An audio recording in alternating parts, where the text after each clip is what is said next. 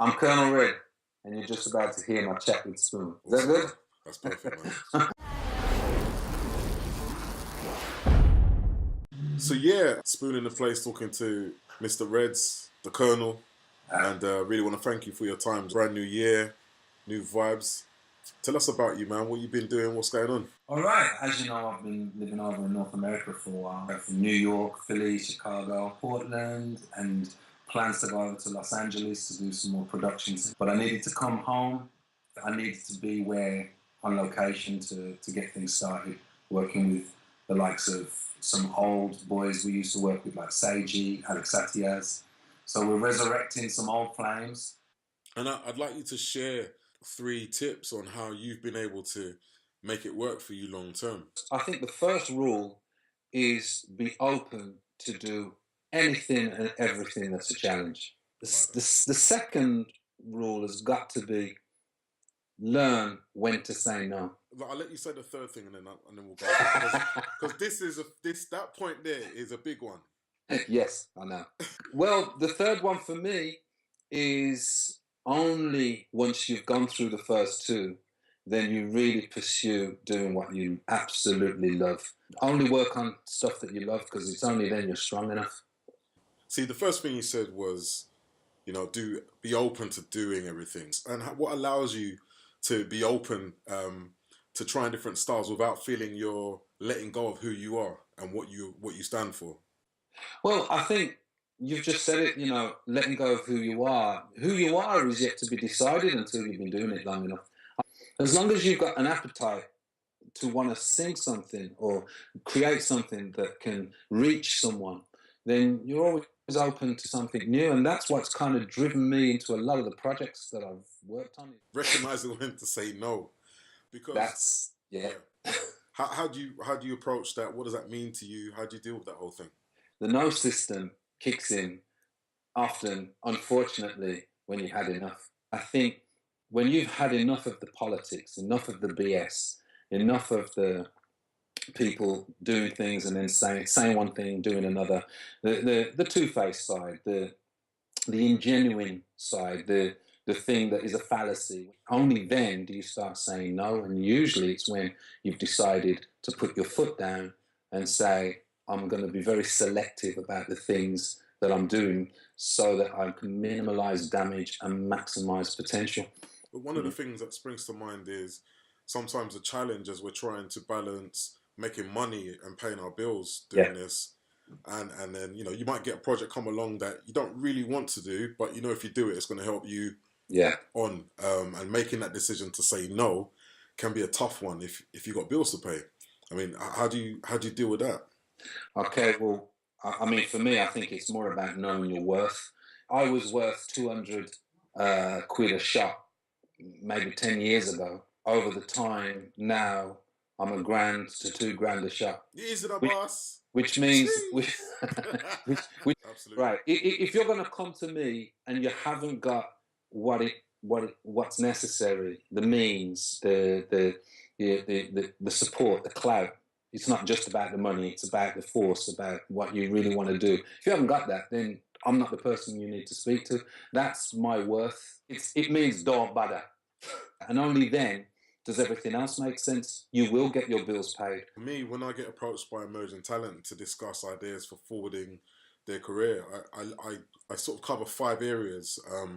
Big idea, belief, build, burnout and balance. And what you're talking about in terms of belief and not identifying your worth is so important, because it helps you weed out those people that are going to waste your time sometimes as well, and drain your energies and lead you to burnout, which we want to avoid so we can keep going. So it makes perfect sense. I refuse to what I would call flog a dead horse. I want to be with a team that's on a ship that's going somewhere that's got a captain, that's got a crew, that's got resources, that's got ideas, and has got a vision. And often they're doing it for a greater reason than just to steer the seas. I want to be surrounded and touch things that resemble everything that I'm trying to achieve. I mentioned build as one of the areas that we discuss, and for me, it's not just about building and becoming a better singer and becoming the best singer. That's important. That goes without saying, and we have to maintain our skills. Yeah. But we also have to gain respect amongst our peers and detoxify our circle. And You see, you touched on something because, brother, yeah, the detox thing, I, well, to be yeah, fair, that's the first stage for me in all of the steps. Once you start to detoxify yourself and the things around you, you're aware that something's been bad for you. Then you can start putting in all the things that make sense for the good. Detoxification is about getting rid of bad habits. People come with that. Just the way they communicate with themselves and each other. If they're not in tune with your rhythm or what you need to fuel your success, then you're being poisoned. And it took me a long time to work that out. I took enough prisoners, had enough battles, become victim enough times for me to realize that, I can be poisoned. And it weeded out how much I needed to move away from the crowd, kind of rediscover and tap into the source and find out what it is that, got me on this road in the first place. To be sidelined or sidetracked, it's very easy for that to happen. And the only time you can really get honest, and this is where you come in and why I always look up to you and love where you've gone with everything, because nothing's changed. People have probably seen you in so many different sort of sensational roles now that they could think you're doing great things, and they're all the same person that I was in the studio with at your grandmother's place. And I think that I personally had to find that within me. I had to go. I lived in Montreal. I was surrounded by just a handful of very, very healthy, good thinking people who kind of didn't know who I was, didn't know what I was about, fell in love with the person that was, trying to just do something. They recognized what I could do creatively. And we tuned into a rhythm that meant that I wasn't listening, tuning in, or being influenced by all the things that I'd been influenced to that date. And it helped me. It helped me sort myself out, and get back to the beginning. yeah. And I had to go through a period myself of just letting go of any notions of entitlement Yeah, and all of that stuff, and accept that there are no guarantees, yeah. and we just have to forge forward and create our own eventuality.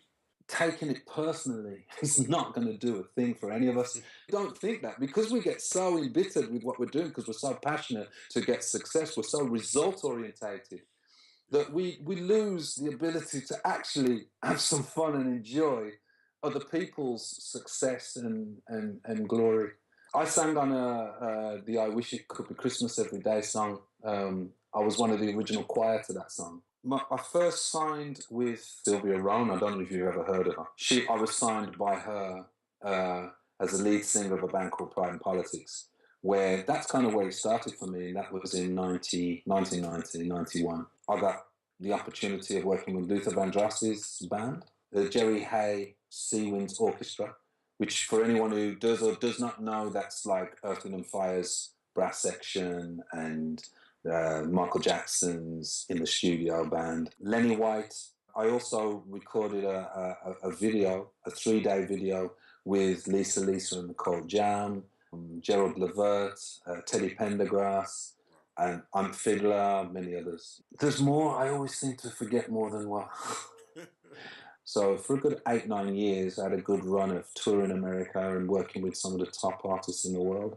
And that was my start. Then I took a break. And then when I come back after a few years break, which I went into a kind of a exile, I came back as Colonel Red. That was my birth. I felt the need to exile myself because essentially I'd got lost. And I was at that crossroads, to be honest, where I was saying, look, if I continue this, I've got to continue this regardless. And I tapped into a few old acquaintances, Paul Martin being one of them, who helped me immensely. He started the Talking Loud out label with Giles Peterson and Norman Jay-Z. I've been a part of some great projects. And I think for me, where I'm at is I'm excited about finding new ways to use music to create social change, because ultimately we touch people's emotions in a profound way through what we do. That's right. And so, what's our intent behind it? What's our purpose? How can we use that beyond just buy my record, come to my gig? First and foremost, I've already started to work on the proceeds to a lot of the music that I make is going towards causes, one of them being the refugee in Syria cause. It's not even about the money, it's about knowing that what I'm doing is for much more than just me. I think it was common said, affecting lives is where the merit is. And that's how I feel in general. That's what we're short of. You know, the consumerism of mainstream music has got so many people thinking that that's what's really going on out there. When you and I know that in every creative space in this world, there's a huge 80% of people who are trying their hardest to make a difference. And the power of music is quite possibly one of the few ways we can change things. You know, there's a bigger thing here than us. And that's what keeps me going. I think that's a great way to finish our chat today, bro. And yes, absolutely, man. Thank you for giving me the time as well. I'm always here, always ready. respect, bro.